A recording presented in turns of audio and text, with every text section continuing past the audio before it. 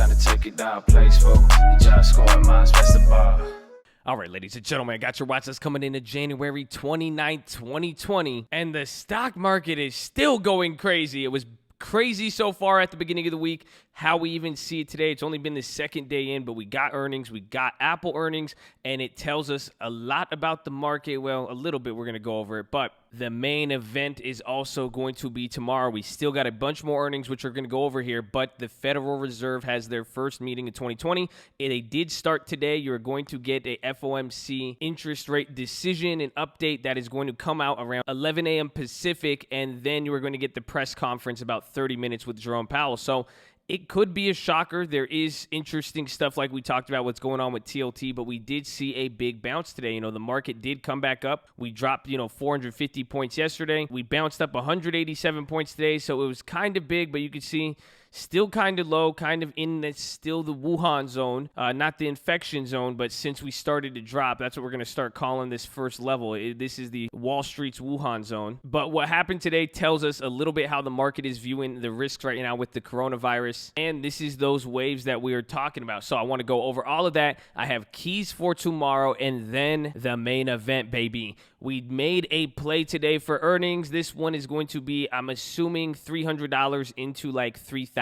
So we're kicking off week number 2 in a row. It's looking pretty good. We played the XLNX, so I'm going to go over that play and what justified it. I could tell you the strikes right now. We got 88 puts, and we also did calls on it, but we did a strangle. But there was something very unique about the option chain with XLNX that kind of made it really attractive. We're going to watch it tomorrow. This is also going to be a double dip play for tomorrow. I would definitely watch this in the morning, so if you don't make it to the play, there's your little tip. So drop your like on the video. But we did that, and we did a few other plays, but all in all, there's a lot being said by the option chain. We've been looking into it. We've been talking about that with earnings and everything going on, and things are getting interesting. There is definitely stuff that is happening that you don't really see too often, and you see how the prices are moving, which is signaling the market is pricing some just oddities, if anything. So I'm very, very excited to go over this with you. So let's get right into it. Drop your thumbs up on the video. Make sure you're subscribed. And if you don't know, we are live Monday through Friday, 30 minutes before open. It's the first link in the description, and it is pinned in the comments. We better see you there in the morning and all day. Again, it is free 99. It costs you nothing to be there. Go to youtube.com/thestockmarket. You put /live during market hours. It'll take you right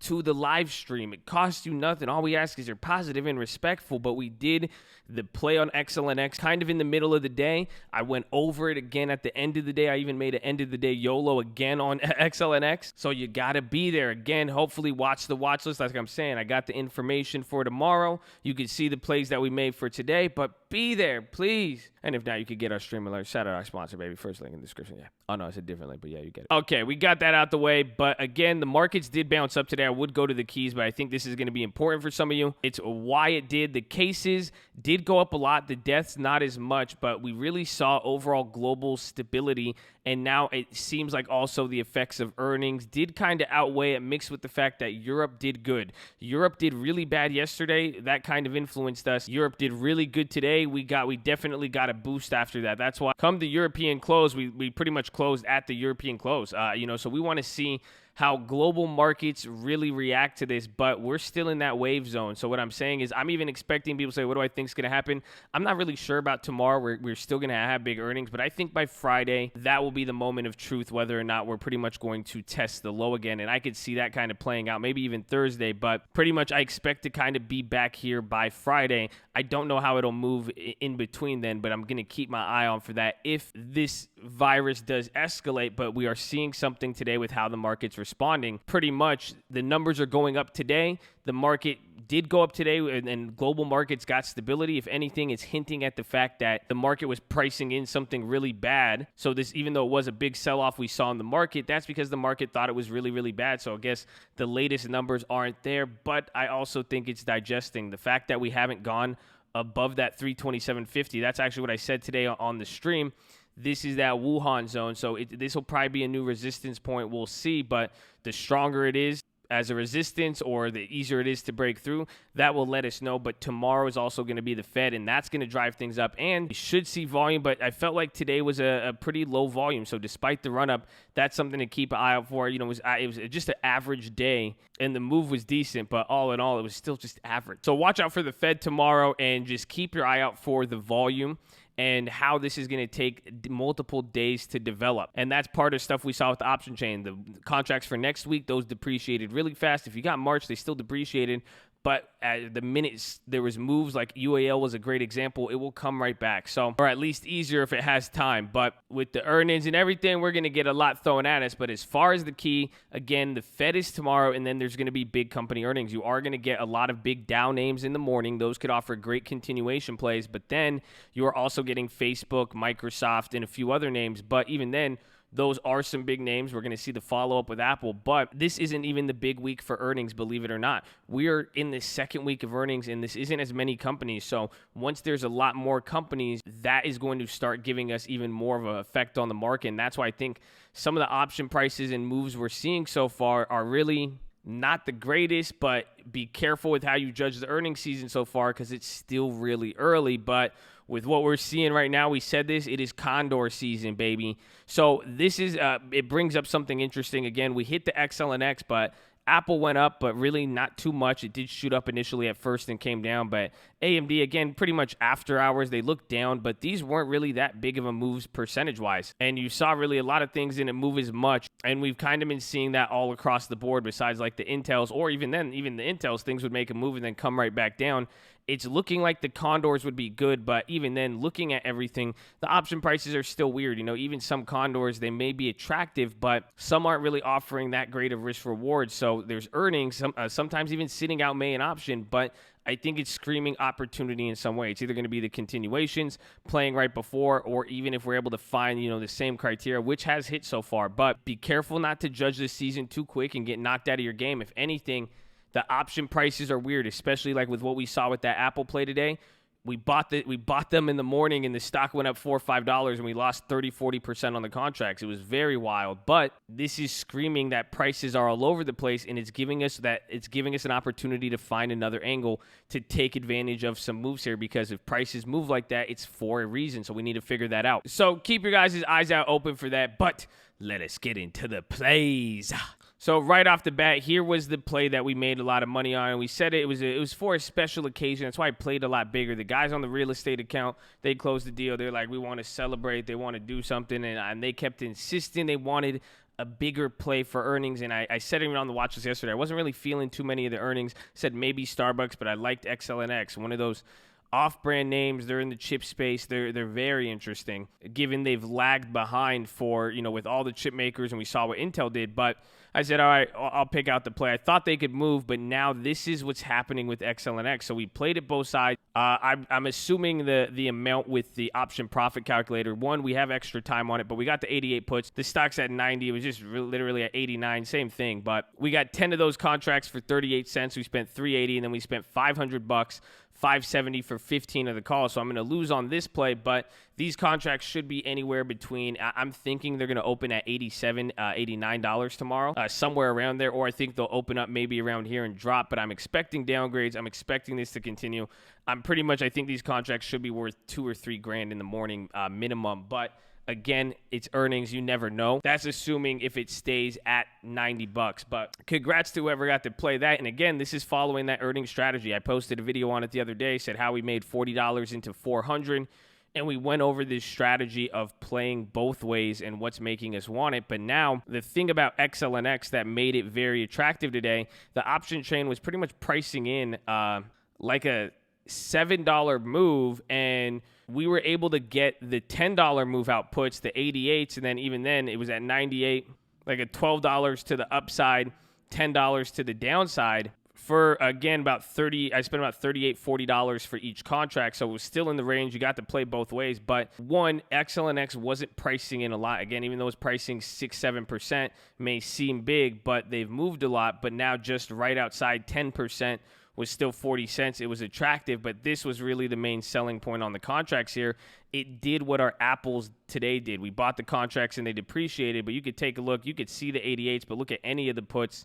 maybe one with more open interest to see it better. But yesterday, these contracts were at 106. The contracts went from dead to shot up, and then they dropped yesterday, even all across the board. Both the puts and calls were just, they suffered some big drops, surprisingly. Even the ones closer to the money, you could see they were all down. So every single one of the puts was down, but now even look at the calls. We even got those like 112s. The calls themselves even took a huge hit as well. So pretty much before earnings, both the calls and the puts gap down. Essentially, that means on the option chain, all the expectations drop. You know, if the calls were triple the price and the puts were up 30%, you know, do the math, they were pricing in $12, $13 or 12 or 13% literally yesterday.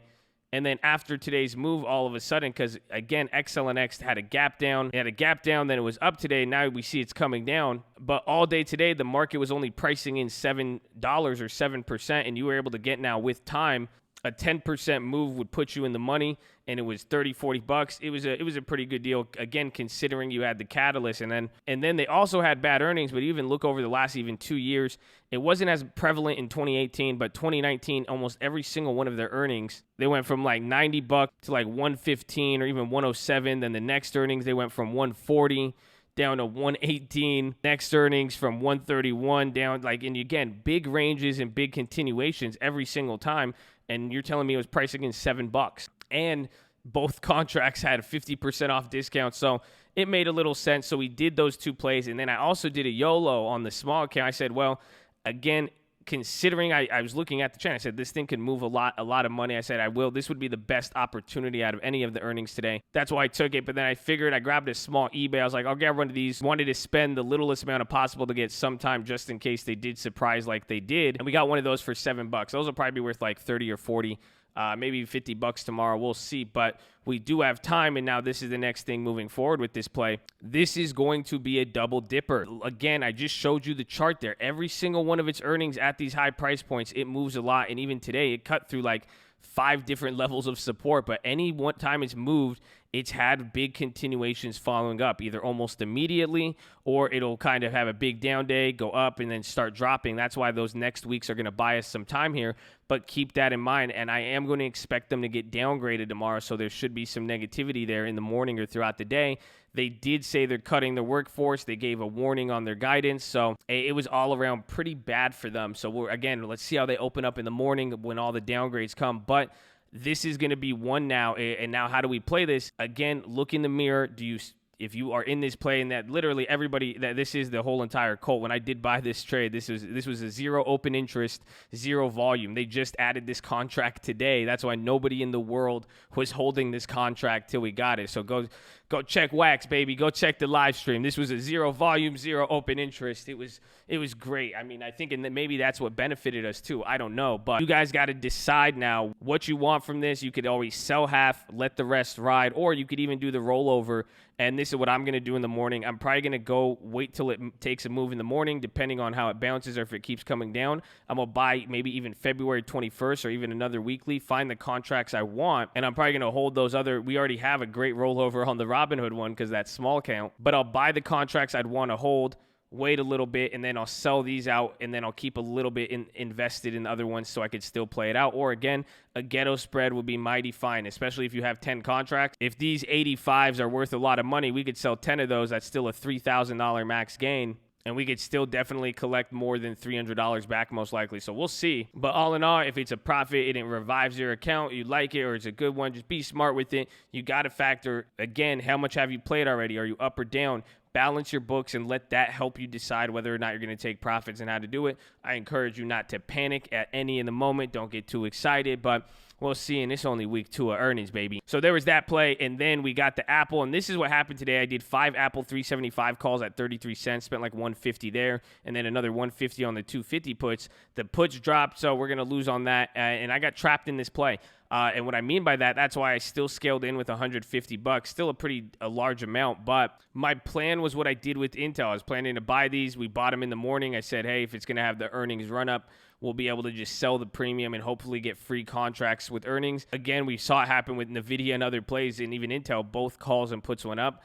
That's why I did a strangle on it that backfired so miserably. And the same thing even happened at AMD. So I ended up selling the calls on it before close. I took a $60 loss, but now we're going to lose the other one. So probably going to lose a total like $220 of the 300 we put in, which was unfortunate, but it didn't work as planned. And I ended up holding it through those earnings and we're taking the loss because Apple did good there simply because it depreciated so hard. If it was only down like 10%, I was going to lose like $30 of the 300. I would have took it, but then we were down 50%. I was down $100 out of the 300 or $150 at one point. Then 150 even on the AMD. I did the exact same thing too with AMD, 59 calls and 50 puts, but they both did the same exact thing. So this is telling you something about the option chain. This is one saying be careful, and why I held it is because like I said even on that call yesterday, key is controlling the budget. That one I had to punch myself in the nuts, and I did. That's why I did 150 both ways. I obviously didn't want to put that much in. I was hoping I would have a better outcome to flip it and get contracts for earnings, but at the end of the day I was cool with putting that $300 on each of those. So that was the way to defend against it, because I was down so much, 50-50 on both. I was like, well, I'm just going to hold it into earnings instead of taking a 50% loss, now walking away with only a 150 instead of 300, and then now I wouldn't even get to play the earnings. I paid for the earnings, I paid for the time. I'm going to take full advantage of it, but it backfired in both cases. Again, AMD even dropped too, so we're going to lose on that. That's unfortunately going to eat into some of our gains there. But as we see again with the earnings strategy, one really good play saved us. And again, this is going to be the main focus tomorrow. I think we're going to really be able to hit this one. Oh, and then last, I forgot, I did an eBay play. We did like a 30 put for like February 21st, I think. It was $6 on there. But eBay's not a big move. I was expecting them to actually even plummet. They're at key levels. But that after I made that play, that's what inspired me to get another one of the cheap puts on XLNX, and I'm glad I did. But besides that, as far as everything else tomorrow, you could watch all the other earnings. These could be good continuations. Starbucks dropped again. Even AMD, they're not big moves, though, so we have to see how the market reacts. The market did go up after hours with Apple, but it ended up actually kind of coming down here. So we're going to see, and again, waiting for any of the kind of news to come out. I was actually even just checking right there. We actually did get an update here. 5,900 cases now and 132 deaths, but we'll see how the market reacts to that. But again, coinciding with earnings, it's going to be interesting. But watch out for now a lot of these continuations. Watch out for travel. There was the travel ban to China today or something along those lines. They have it in like multiple tiers, but that didn't help, and UAL still is actually dropping. So remember when I even talked about this play, it will diverge from the market. That is what happened. The transport industry usually moves 2 times as much as the overall index during any of these pandemic, epidemic, health scare type events. So watch them. Watch McDonald's in the morning. I'm going to keep an eye out for that. And, I even forgot earnings tomorrow too. After hours, you're going to get Facebook, Microsoft, Tesla, PayPal, ServiceNow, and I have the one I'm going to be watching tomorrow. So I will watch. We have those McDonald's plays. I'm going to look for those for the continuation, but I am going to be more interested in XLNX. There is Illumina as a runner-up, but they're biotech. They have interesting earnings, but ServiceNow. This is an interesting one. It's expensive, but this is probably going to be the earnings play I'm going to pick tomorrow. I want to see the prices, and the thing with ServiceNow, get time. It's a big mover sometimes, but it's really, really expensive, so it could be definitely a trap. But when you get time with the stock that has the same nature as this, it could be very good. So instead of getting next week's, I'm definitely not going to look at next week's. We'll see. Hopefully I don't become a cheap ass and settle for next week, but I know getting time on this is going to be very, very beneficial. So that is most likely going to be the play. Maybe Tesla. I still want Tesla puts. Remember, I talked about that. That was my first inclination around these levels. So I'm going to look for that because, again, the puts have been cheaper. So we'll see if they get expensive or not.